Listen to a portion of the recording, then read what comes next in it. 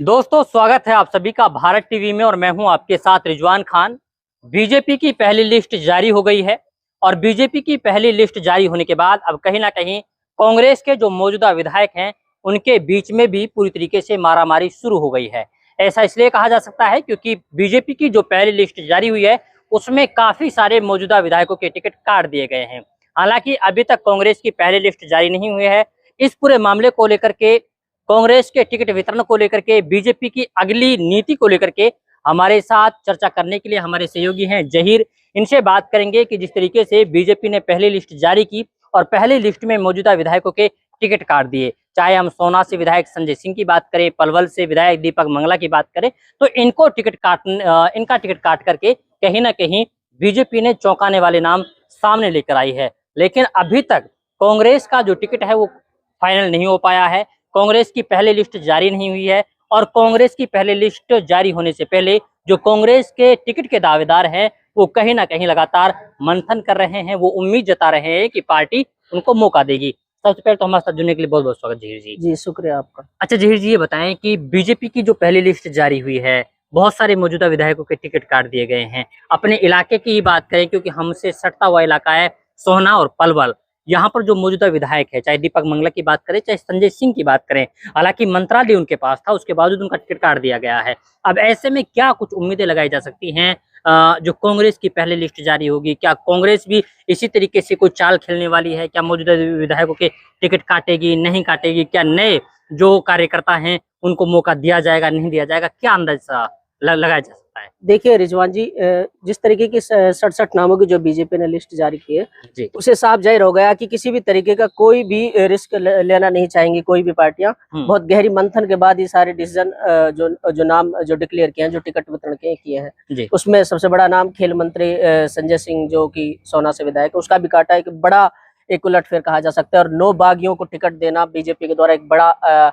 एक उलटफेर कह सकते हैं। इसी को लेकर के कांग्रेस भी बहुत सूझबूझ भरी पॉलिटिक्स खेल रही है। अभी तक उसकी पहली लिस्ट जारी नहीं हुई है, तो इससे साफ संकेत है कि वो भी मैटर कर रहा है कि बीजेपी ने जिस तरीके से टिकट वितरण किया उसके बाद कांग्रेस भी ये देखने के लिए मजबूर हो गई है कि किसका टिकट काटा जाए, किसका रखा जाए। तो इससे साफ संकेत है, जब मंत्रियों के टिकट कट रहे हैं तो जो विधायक हैं उनकी छवि को देख करके उसको एक पैमाना बना करके टिकट दिया जाएगा। जरूरी नहीं कि किसी एक विधायक जो सीटिंग विधायक उसी को टिकट दिया जाए, उससे ये बिल्कुल नहीं है। सिर्फ ये देखा जाएगा कि ग्राउंड पे कौन कार्यकर्ता ठीक है, कौन का वोट बैंक ठीक है, किसका सर्वे सही गया है, किसको लेकर के कौन विधायक जो यहाँ के प्रत्याशी हैं वो मेजरमेंट में सही ठीक बैठ रहे, कौन सांचे में सही जा रहे हैं, कौन पार्टी नीतियों को लेकर के आगे बढ़ रहे हैं। तो ये सारी चीजें देखी जाएंगी। तो इसमें मेवात के जो तीनों सीटिंग विधायक हैं, ये तो मुझे नहीं लगता कि पार्टी इन पर मंथन करेगी। और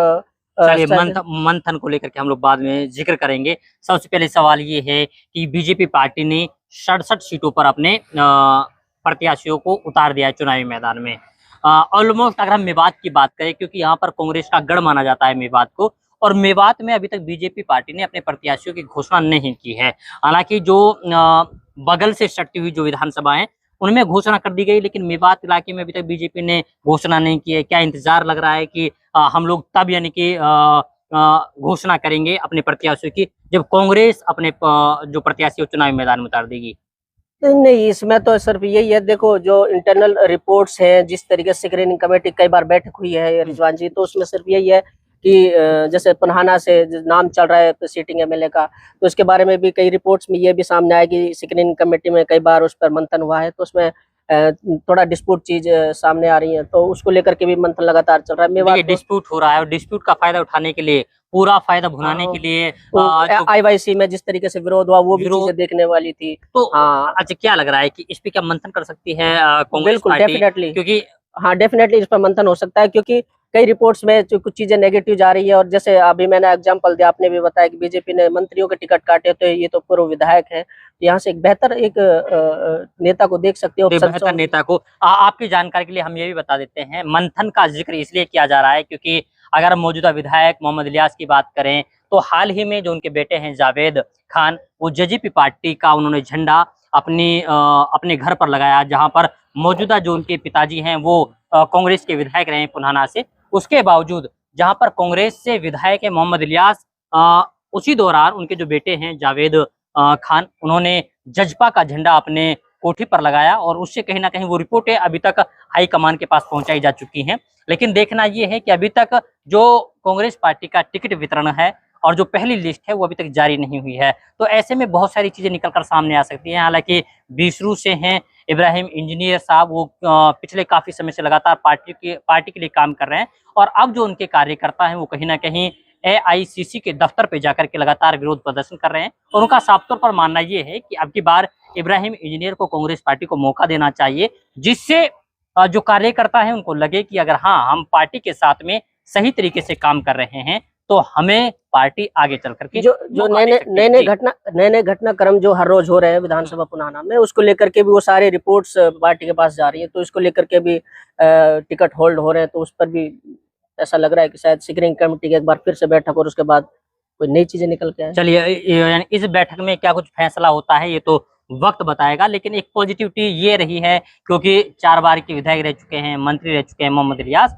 तो इसलिए उनकी मजबूती ज्यादा भी मानी जा सकती है। और हो सकता है कि अगर मोहम्मद इलियास को अगर टिकट दिया जाए तो मजबूत कंडीशन में वो रहे। तो दोनों ही ऑप्शन अभी तक कांग्रेस पार्टी के पास में है, लेकिन देखना ये होगा कि अब जब पहली लिस्ट जारी आएगी क्या उसमें पुन्हाना विधानसभा, नूंह विधानसभा, फिर झिरका विधानसभा और हाथीन विधानसभा के चेहरे निकलकर सामने आएंगे या नहीं। और इसके अलावा अगर कांग्रेस पार्टी जब अपने प्रत्याशियों की घोषणा करेगी तो पुन्हाना विधानसभा से, फिरोजपुर झिरका विधानसभा से, नूंह विधानसभा से और हाथीन विधानसभा से किसको अपना चेहरा बनाएगी ये वक्त बताएगा।